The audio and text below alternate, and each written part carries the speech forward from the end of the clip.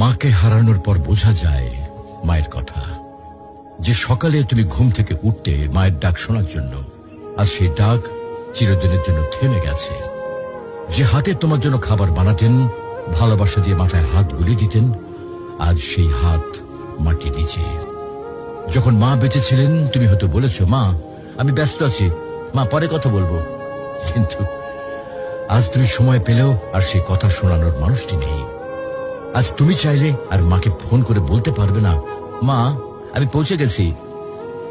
আজ তুমি ঘরে ফিরলেও আর কেউ দরজায় দাঁড়িয়ে হাসি মুখে বলবে না, টেবিলে খাবার রাখা আছে, খেয়ে নিস বাবা। মাকে হারানোর পর বোঝা যায় তিনি শুধু একজন মা ছিলেন না, তিনি ছিলেন ঘরের আলো, জীবনের দোয়া আর হৃদয়ের শান্তি। এখন বুঝতে পারো মা যে বারবার নামাজের কথা বলতেন, ভালো মানুষের সাথে চলতে বলতেন, এগুলো তোমার জন্য কত বড় উপহার ছিল। প্রিয় ভাই বোন, মাকে হারিয়ে আফসোস করার আগে কদর করো।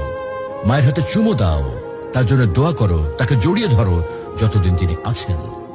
কারণ হয়তো একদিন তুমি শুধু বসে বসে কাঁদবে আর মনে পড়বে, ইস যদি মাকে আরেকবার জড়িয়ে ধরতে পারতাম। মাকে হারানো মানে পৃথিবীর সব থেকে বড় আশ্রয় হারিয়ে ফেলা। তুমি যখনই সময় পাও তোমার মায়ের সাথে সময় দাও, মায়ের জন্য দোয়া করো। মা যদি আজকে ইহলোক ত্যাগ করেন তাহলে তিনি আর ফিরে আসবেন না। মাকে ভালোবাসো, তার মনে কখনো কষ্ট দিও না।